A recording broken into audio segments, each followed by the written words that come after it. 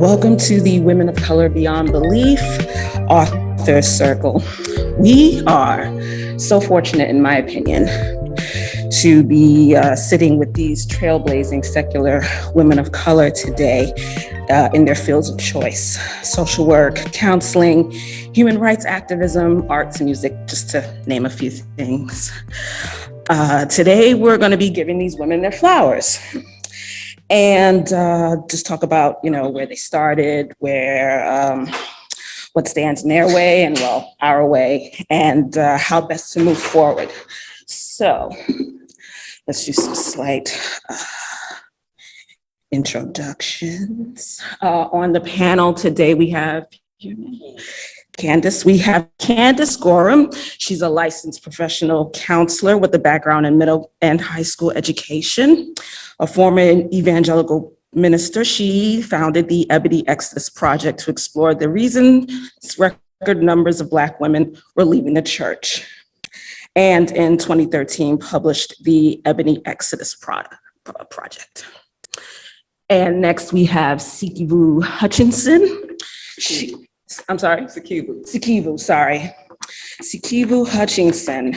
She is not only one of the founders of Women of Color Beyond Belief, the conference, she is also the founder and executive director of Black Skeptics Los Angeles and the Women's Leadership Project, a Black feminist mentoring and civic engagement program for girls of color in South Los Angeles high schools.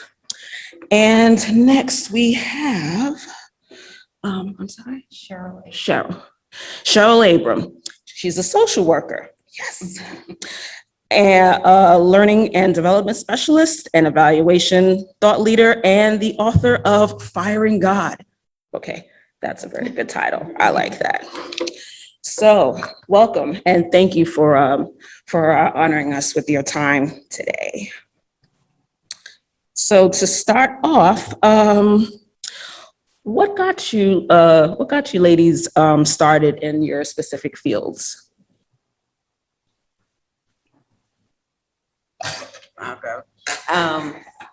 What got me started, I think, when it comes to writing anyway, is just, again, like the description said, wanting to explore reasons that Black women are no longer involved in the church and why they're coming out of religion.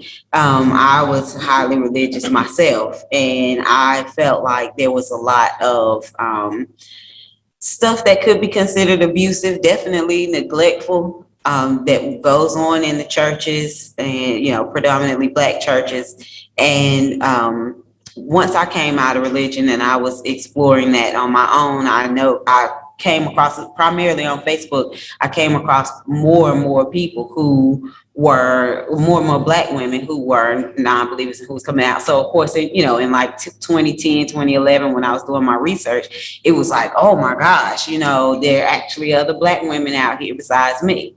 And so I wanted to hear their voices and see what they were talking about when it came to their experiences with religion. So I just figured somebody's got to document it. So I just started doing it. That's right.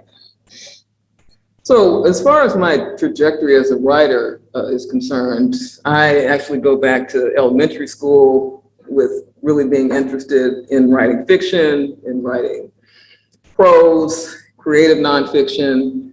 And I come from a background of writers where my father was a published author and a historian. My mother is an English teacher and a social justice practitioner and pedagogue. So that was really my lineage. And with regard to diving into secular humanism, atheism, free thought, and skepticism from an African descent perspective, what compelled me was growing up in a secular humanist family that was not overtly identified as secular humanist.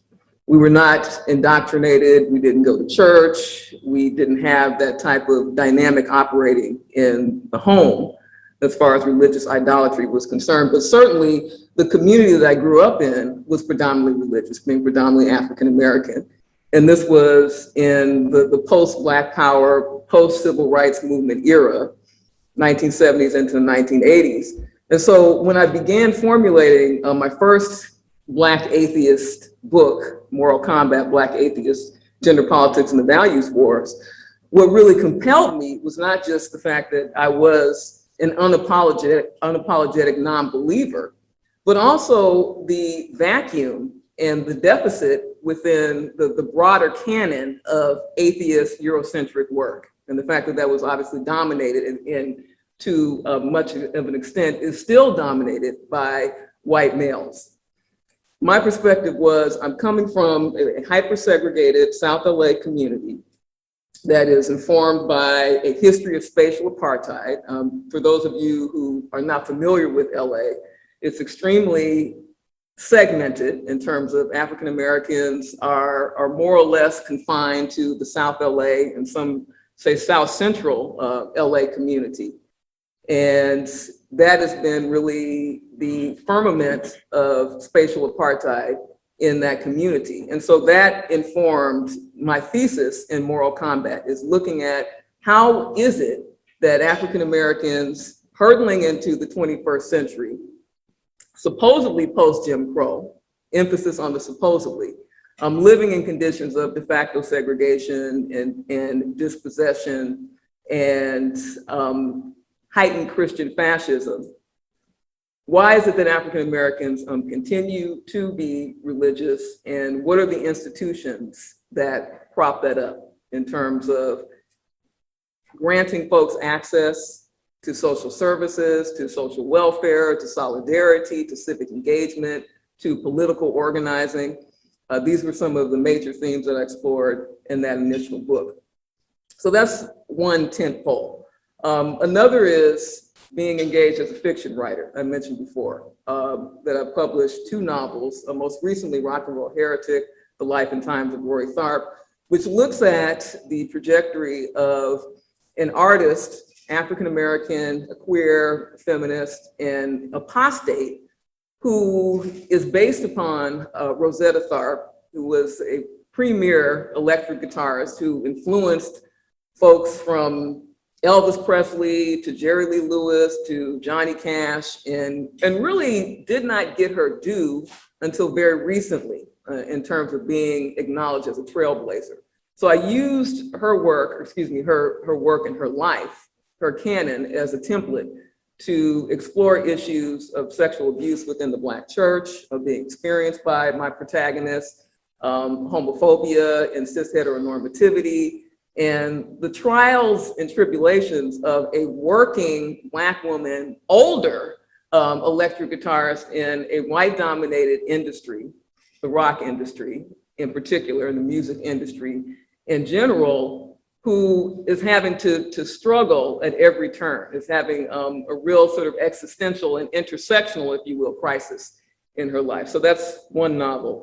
And then another novel I'll just briefly mention that I published in 2015, which is near and dear as far as this nexus of Black religious idolatry, of Black movement organizing, and Black utopic spaces is White Knight, Black Paradise, which looks at the involvement of African-American women in the People's Temple movement, which was the church that immigrated to Jonestown, Guyana in the late 1970s, and was involved in what at that time was one of the largest murder-suicides in US history. So those are some of the primary themes and issues that I've explored. Hi, everybody. So I've always been interested in writing since I was a little girl. It's always been my creative outlet. I did not know that I was going to write a book like Fire and God. I mean, I never would have suspected that because my family, we love Jesus more than anyone, and it's been like that for generations. So, I wasn't really questioning, that belief. I never really did ask, is this true? I just knew it was the truth because there was no reason why it wouldn't be. I had people of authority who loved me and who I loved who were, telling me that this is what it was, and there was no reason to question that. The thing that brought me, though, to eventually writing the book was I wasn't happy. You know, I was chosen, I was blessed, I was, you know, one of God's, I mean, I was all these things, but I was miserable. And I didn't know why. And all the years that I spent trying to be better so that I could be worthy of being consistently happy it was exhausting. And it was exhaustion that led me to tell the truth. That I do not know you, I do not love you, I don't even know who you are, you know, and some other choice words that I had in that moment. And that moment where all I had left in my bag was the truth, that is the moment when I saw, oh my God, like I've been wrong about everything, every single thing. And I was so terrified in that moment, so terrified. But then I began to, it was like a weight. I didn't even know I was carrying such a weight. But once it was gone, I realized this is why I was exhausted, you know. And so Firing God, so the title plus the fact that my picture is on the cover was also terrifying. You know, I didn't tell my mom till like the day before it came out, you know, because I was, you know, this good Christian girl who, you know, so, but I'm glad that I was able to get over that, because one thing that I really, really wanted to happen with Firing God is I know for a fact that I am not the only Black woman out there feeling this way, which is what I thought. Like, I didn't know, you know, until meeting Mandisa and, you know, and this entire group that, man, there are other Black people who feel this way too. So, you know, writing the book was just, you know, my way of really sharing that story, because, you know, there are many of us out there who are questioning, and we're ready to be who we actually are and not continue to live by, you know, rules that have been, you know, that we feel are the truth. And if we don't obey them, you know,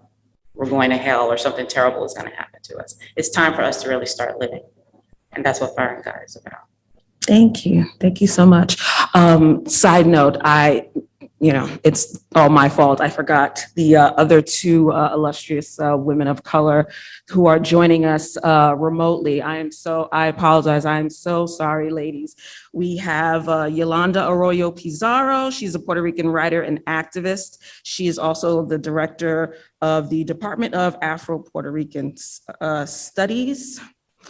And we also have Zulma Oliveras-Vega, a Puerto Rican lesbian, human rights activist, and an active organizer and advocate for the freedom of political prisoners.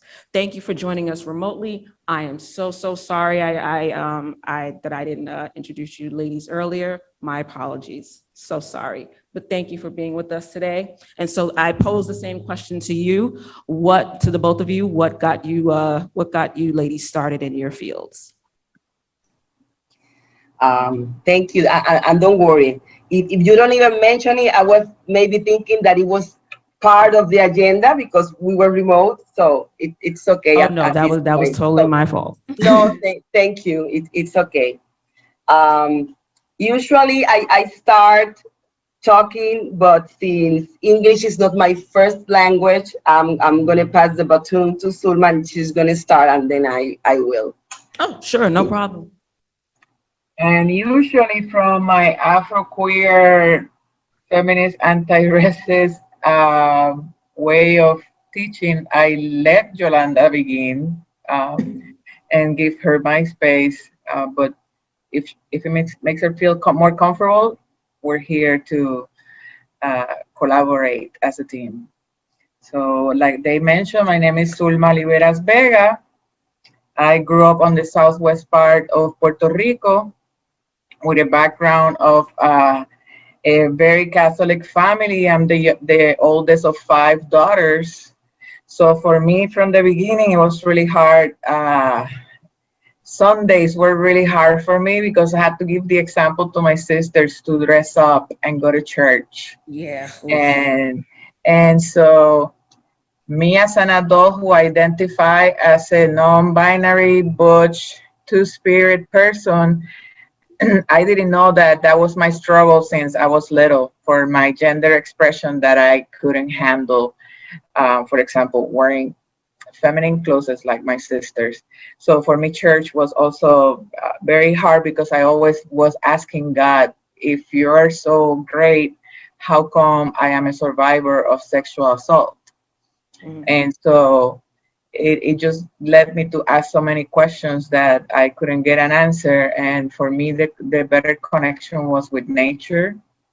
And I think the energetic feels with nature, that was my part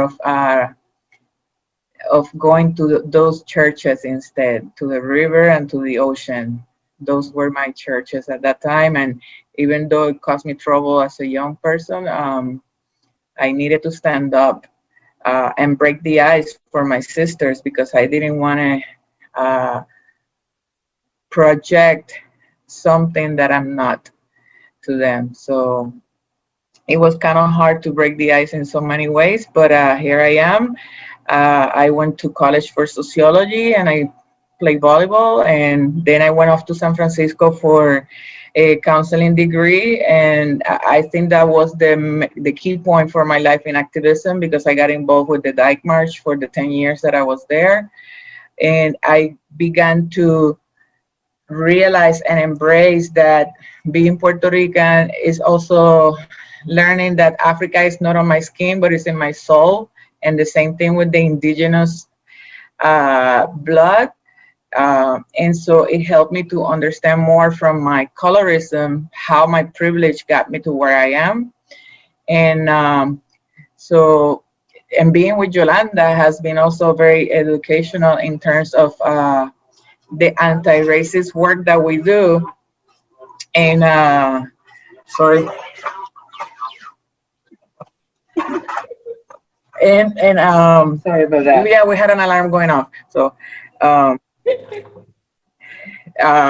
so for me, part of the colorism has taught me that we need more folks on the island to be educated and to dismantle the whole topic of colorism and privilege, and how we can use that power to really help and balance folks who most definitely by their skin color, they didn't get the same privilege like we did.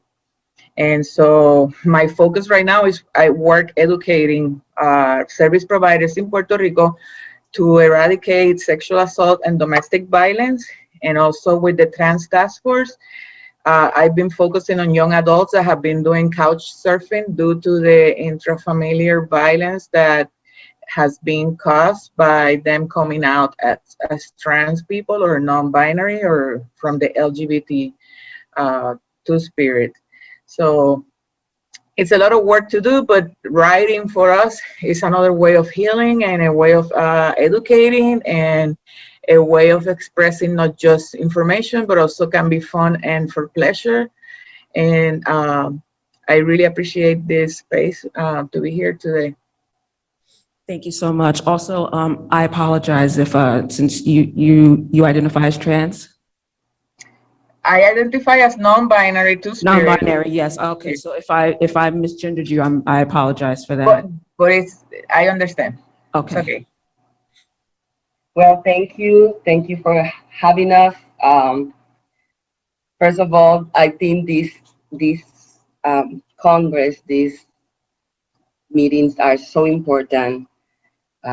Prior to know Mandisa, I felt so alone, and she put names of things that it's been in my mind since that. And thank you, Mandisa, for all that you are doing. Just let us talk the truth, la verdad, and the truth about this. I was a Catholic girl in a Catholic school, so my school has nuns and priests, and fortunately they did not make any sexual harm to me, but the rest of my friends did not pass that test. They were abused. They talk about that abuse.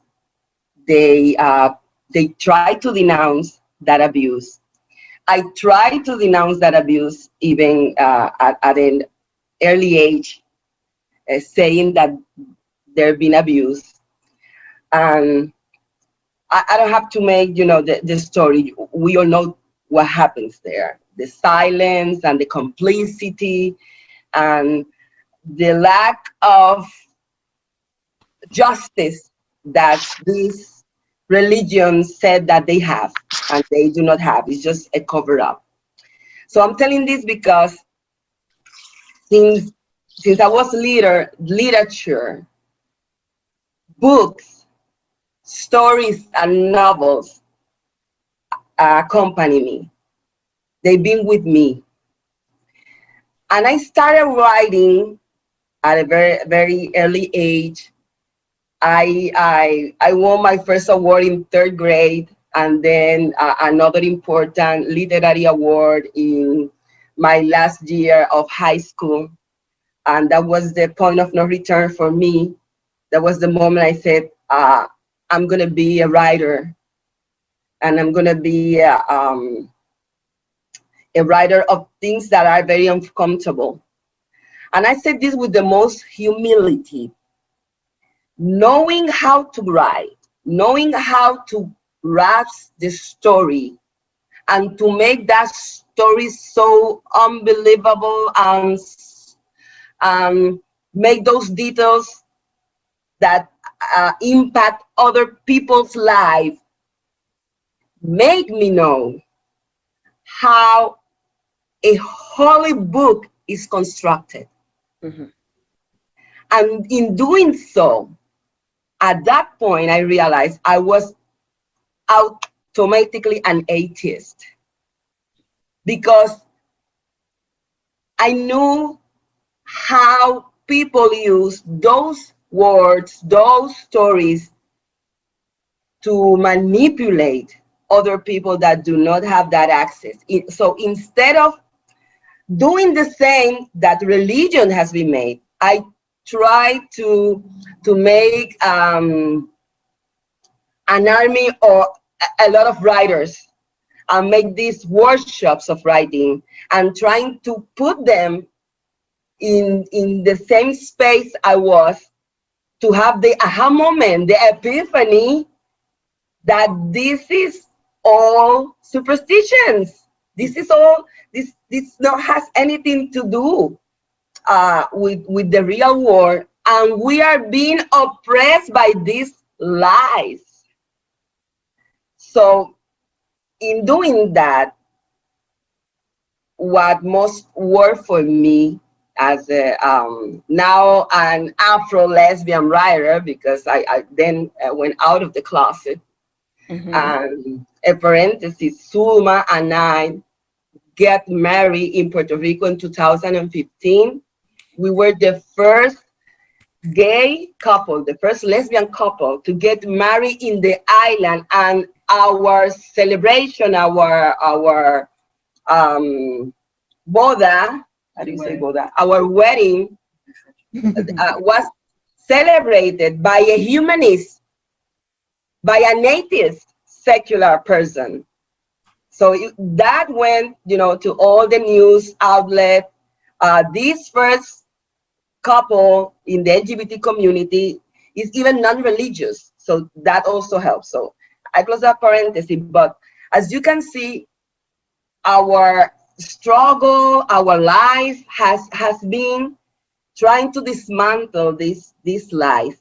And one of my favorite strategies to do that is to use the oraciones de los católicos, how do you say that in English? The prayers, Christian prayers, not only Catholic prayers, but all Christian prayers, to make a contestación, to make another way of saying things using the same mystical or respect, or we are supposed, to be very servant about these prayers, and making it in a way that our Afro love what I call Afro-amor, our Afro self-esteem, Afro autocuidado.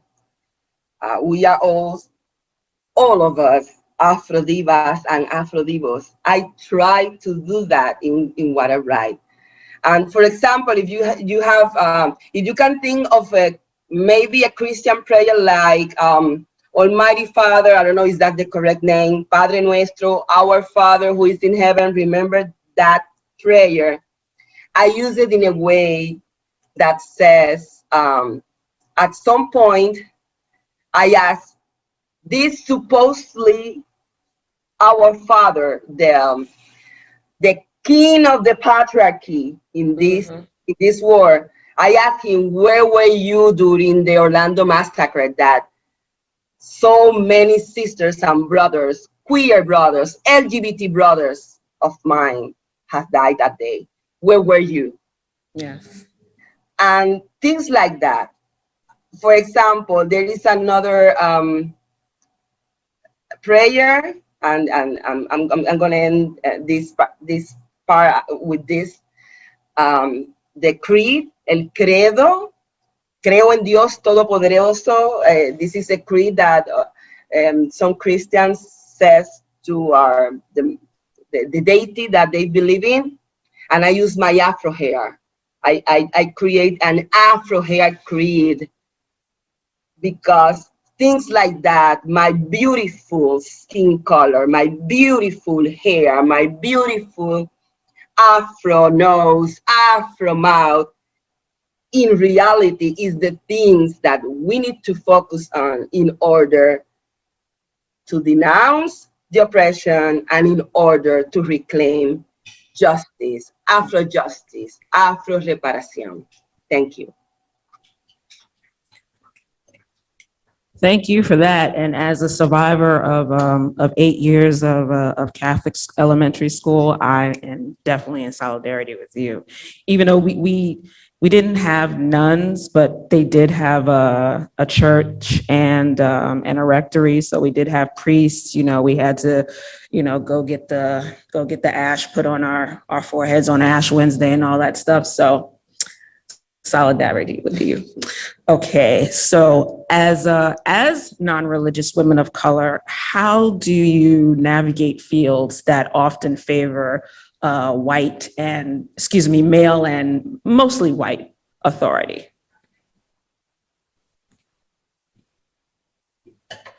I guess, how do I navigate it? I would say I navigate it by just walking in the room and having the confidence to say, I motherfucking belong here too. Damn straight. Yes. So I just, go with the flow. And like I said, I try to operate from the mindset that I have just as much to bring to this table as the average white man, if not more, so I'm here to be part of the party too. I think I just navigate it by just having my own confidence and not worrying about what other people are saying. That's right. Yeah. Take up the space. Yeah, and certainly co-signing what my fellow fierce humanists said in terms of just disrupting patriarchy and disrupting white masculinist entitlement obtains.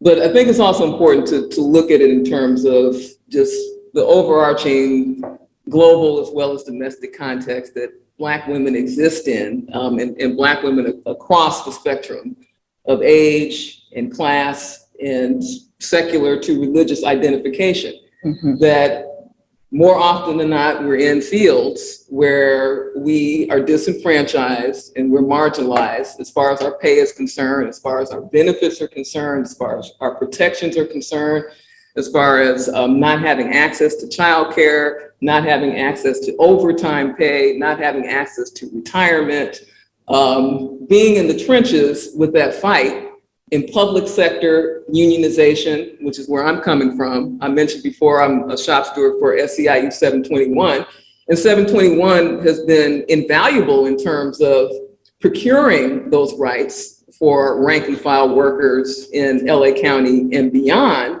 but we're still having these internecine struggles with the union in terms of raising the issue of very specific anti-Black misogynoirist, which is anti-Black misogyny, prejudice and discrimination against Black women rank and file workers. So that is a very particular intersectional dynamic that occurs within unions, that oftentimes you don't see Black female leadership and authentic Black female leadership within many of these unions, Black women as power brokers. And then when we're trying to raise issues of misogynoir in the workplace, specifically when it comes to being promoted, having our work valued as culturally responsive, frontline folks that are serving vulnerable communities, which is the work that I do. Specifically, I mentioned the Women's Leadership Project before, Black Feminist Civic Engagement Mentoring Program, which is humanist, has been humanist since its inception. But that kind of work is devalued. So getting back to your question, the struggle continues. I mean, this is something that we have a legacy of disrupting. I mean, going back to being enslaved in this nation. It's nothing new, it's nothing novel, it's fucking exhausting. I might say, having to deal with the gaslighting and the microaggressions, being totally embroiled in that now with my employer, and having my work appropriated by white creatives and white executives and white gatekeepers. So it's not just a secular humanist atheist context. I mean, it's publishing. We could go on and on about the quagmire of publishing for Black women across the spectrum of sexuality and class and other sectors. So I've just recently changed careers, like very recently, into cybersecurity, which is an area where, I mean, you really don't see a lot of us in that area. And it's an area where we're absolutely 100% needed. And what I tend to do is, and this is the lesson that I got that day when I told the truth about, God, I don't believe in you. I don't love you and all that, right? And that's what I've continued to do. When I see things in the workplace and they don't make sense, I'll say they don't make sense. And I'll provide something that, a better solution to something. And if the way that I create value in the spaces that I'm in disrupt something, then it's just going to have to be disrupted, because I'm not going to be quiet anymore. I'm not going to act as if I don't see what's obvious. And, that's just the way I roll now. And, it is what it is. In my case, I learned to say these words. I do not militate in any religion that historically oppressed my people. And those words are so powerful that make people think, people of our color.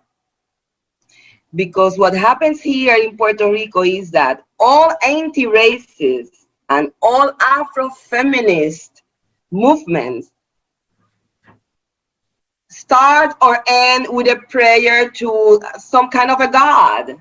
And in 90% of those stages, of those situations, this god is the patriarchy, God of Israel or Moses and the Bible and the Genesis. Not even these groups are in a majority of African religions, related. Not even that. So I keep saying those words. I do not militate in any religion that historically oppressed my people, that held them to enslave my ancestors. That is something very powerful that we need to keep repeating. But let me tell you another story. Even when I in terms of my connection with my abuelas, with my grandmas and my great grandmas and mi tatarabuela y mi bisabuela. Try to connect with that heritage. I was trying also to respect at least the religion, or not the religion, the beliefs that they give from Africa to, let's say, the Caribbean, let's say our island of Puerto Rico. At some point, it did not me molestó, it did not worry me that they use, for example, a call to Yemaya, Oshun, Shango, Yoruba deities, Orishas. Right. It did not bother me until last year. Last year, during the pandemic, when the pandemic started and we were, they closed the stores and they made the closing. They made the shutdown. Mm-hmm. One babalao, white and male, says to me that he was more capable of talking about my Black heritage than me because he was a babalao. Mm-hmm. So what I supposed to do with that? Mm-hmm. I was saying all my life, this another way of relate that my people was relating was never in the oppression form, but right now I think it's very dangerous, and we have to have discussions about that. How come Regla de Palo, Yoruba religions are not only so white, they are saying to them that that they appropriate from us, they are doing it better than us. Mm-hmm. So it's exhausting, as you just said. It's very exhausting. Lately, because of the pandemic, I stopped studying a PhD in history, but also so many things that I found about how many structures has been created and built on top of indigenous archaeological sites. Mm-hmm. That is a really big example of how religion really dominated by force. Of course, you're going to turn into any religious belief when they're going to be with a whip or burning you or killing your children. And of course, you're going to do something to save your family. And so for me, it has been really hard knowing that I knew that, but then put it into writing was even harder, because how many people are going to really care about this? That was my biggest concern. Because here the religious and the fundamentalist groups have been adapting certain strategies to eliminate even gender perspective education in the schools. And they have been also in favor of the camps to bring their kids if they suspect that they're queer. So we have to be very careful how we have inherited all this trauma, and that is still being carried on, not only from our original ancestors, but also those who were queer at that time, the indigenous people, to the point that they also erased names of how to be called Two-Spirit, something as simple as that. So I think that religion has done so much damage throughout Latin America and around the world, but I focus on Latin America because that's where I try to bring out and honor our ancestry that has been erased even from the oral archaeology. So if we need to write these things down, otherwise it's going to become a legend, and then it becomes a myth, and then eventually it just disappears. So that's why we have to be so radical about educating. and about all of the lies that we carry through history that brought us into DNA trauma, and that we still have to fight it today, as an example with the feminicides and the human traffic. And that's what happened when the colonizers came. It was not just coming over to develop, it was human traffic and rapes and taking land by force, and how it just makes me sick how many people still believe in that, in those religious groups that cause so much damage to our ancestors. And so all I try to do is to rescue a little bit of that, so that our next generation, who are in search of more justice and other proofs of how to do emergent strategies to eradicate all of these religious beliefs and techniques, because it's also like a mental technique to create guilt and shame and body shaming and sexuality issues.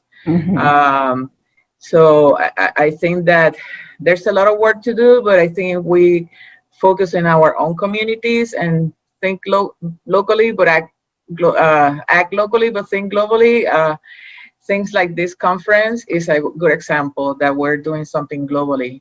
And even though each one of you is doing it there at a local level. So it's a continuous work. Thank you. That actually leads into the last question. I like that saying, act locally, but think globally. Is creating a network of non-religious women of color authors and content creators, activists, and so on, is that important? And if so, why? I mean, I think we all know the answer, but. Right, yes, absolutely. We all know the answer, right? Creating and collaborating with other women of color is essential, because the last question implied, right? The white spaces don't always include us.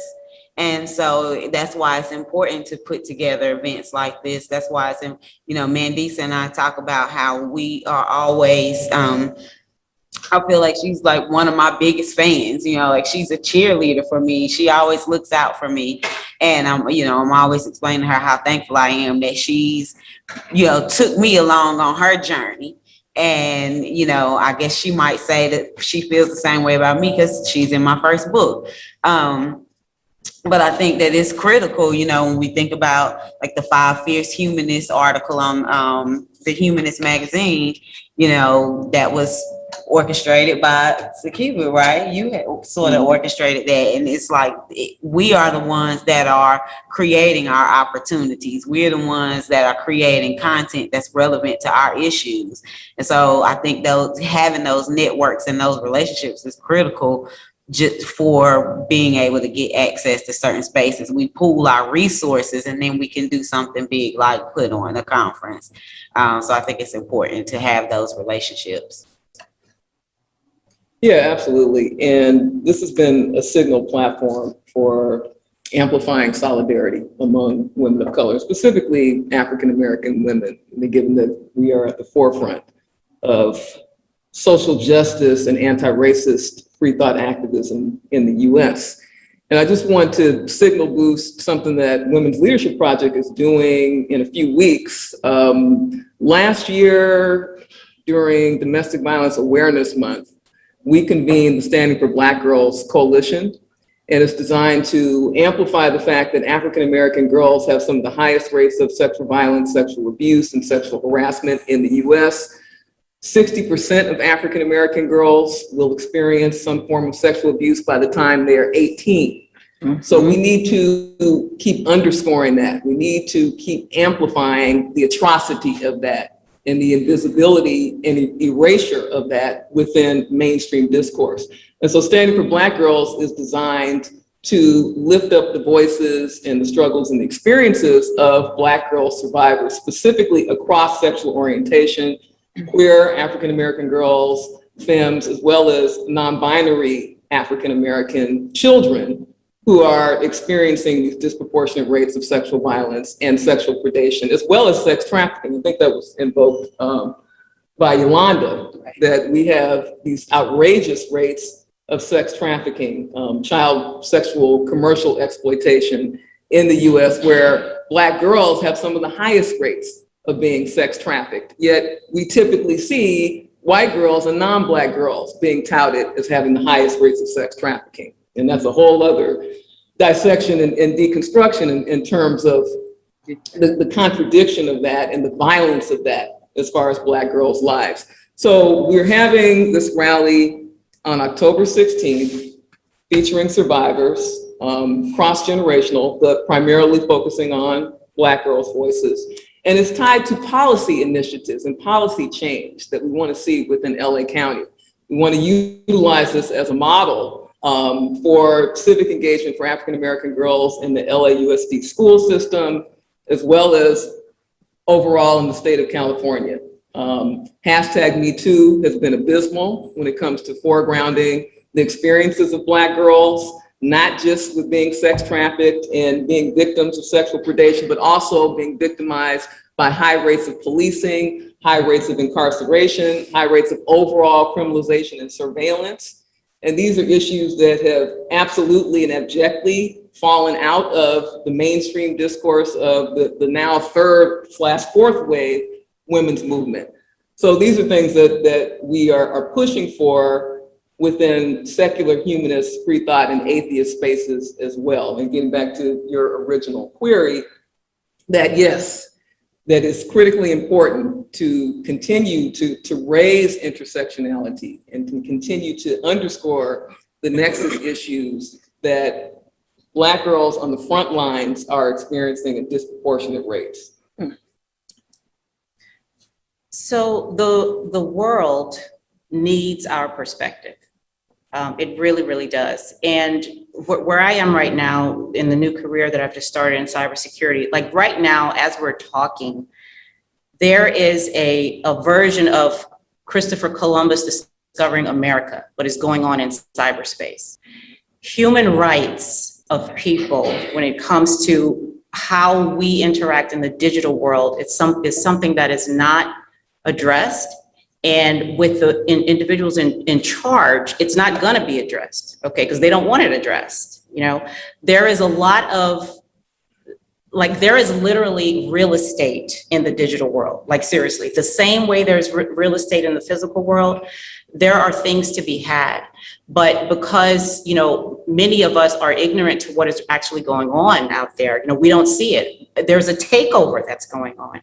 So we need, you know, Black women to be in these various spaces because we have a perspective that is not clouded by reliance on some belief where we hand over our accountability, we hand over our control, and we hand over our ability to choose. Okay, we for those of us who see what's going on, you know, we absolutely have to be there so that we can, you know, let other folks know, hey, this is what's going on. This is what we see. This is what you are capable of doing in this space, and really, you know, lead the charge on that, because there's so much that, at least for me, I see that there's a lot that I've missed, you know, for many, many years, waiting on death to get, you know, something wonderful, you know, when that's totally not the case, you know. What I need and what I want is here right now. Okay, and because now I can see it, you know, I really feel like, you know, more of us should be getting together like this, in more spaces like this, to talk about what's actually going on, be it political, you know, be it, you know, things that are happening in the workplace, because there's a lot of work to do, and we are the ones to do it.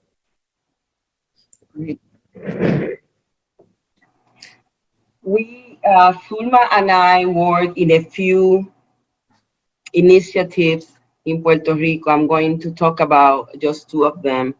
The first one is the Cátedra de Mujeres Negras Ancestrales, the Chairs of Ancestral Black Women. And in this initiative, as I say before, I took very seriously the job to make more and more writers with our perspectives. Not just writing for fun, not just, an entertainment novel that is going to be on Netflix soon. No, we use the perspective of anti-racism, Afrofeminism, being non-believer. It's very crucial. It's so crucial that at some point people started taking writing workshops with us, but in the lesson that we need to write, talking about the Catholic Church and the Inquisition, as soon as they know that Puerto Rico was the main point of Inquisition in the Caribbean, sometimes they drop out. They cannot handle that. They wanted to be a writer, but not under those circumstances. They don't want to know the truth, or they already know the truth, but they don't want to deal with that. Right. But we need to keep doing that job. That job started in 2015 because of the celebration of the decade of the Afro-descendant that was promoted by the United Nations. And the second initiative it works parallel with that, but it's writing workshops with the perspective of the Afro-queer movement. In our LGBT communities, still the colorism and the privilege of being white is still today in 2021 is shame. I feel shame saying that, but still is more important to be a white LGBT person in Puerto Rico than to be Afro LGBT or Afro queer in Puerto Rico. With those initiatives, we started writing in 2015 books like this. Look at those covers with Black persons in the covers. Look at this one also. Yes. Never in the history of Puerto Rico, never in the history of the Department of Education in Puerto Rico, our students has prior 2015 books like that with Black people, not only in the covers, in the stories. They are characters. They are the main point of a novel, of a poetry book, of a drama, a theater, a play. Never prior 2015. I placed some of the links in the chat for you to explore these books, these creations. Some of them are in English, some of them are in Spanish, some of them are bilingual. And since 2015, we started writing and publishing because donations make that possible. We have some teachers that use those books in schools right now.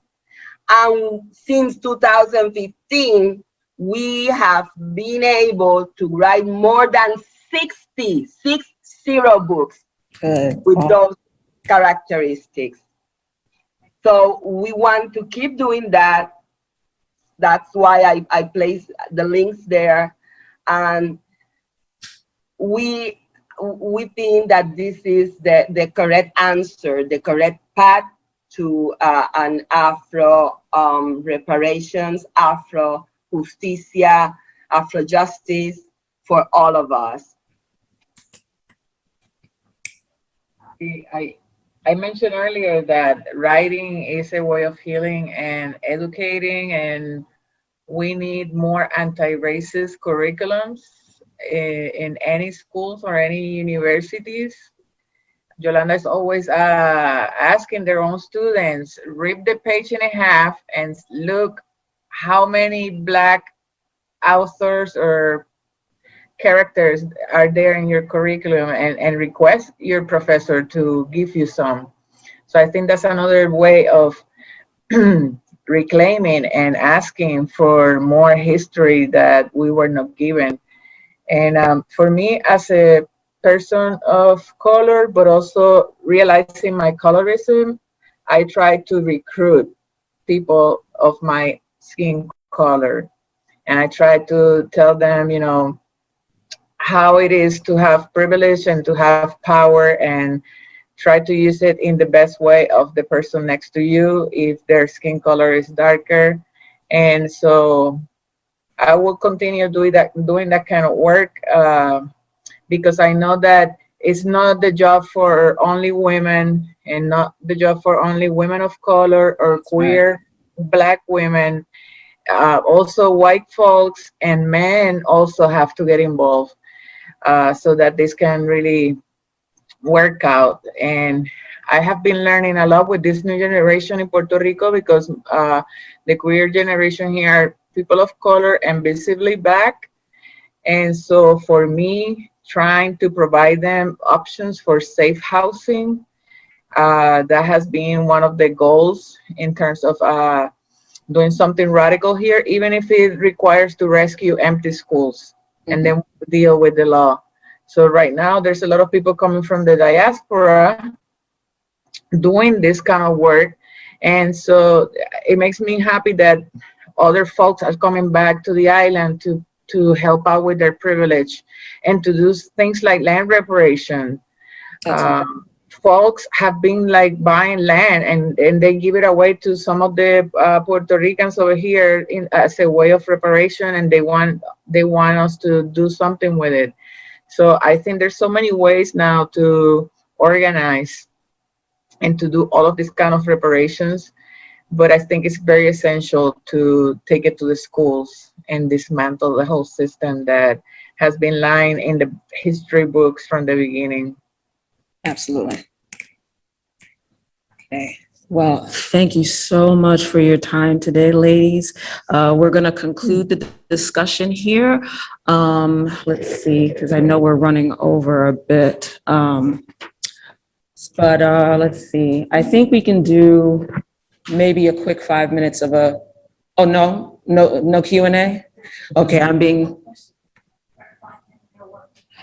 yes, okay, so before we conclude, can let everybody know where they can find you in your work, where they can follow you on social media, all those things, because I think I also agree that being able to connect and build solidarity and network for the work that we do and needs to be done is very important. So, yeah.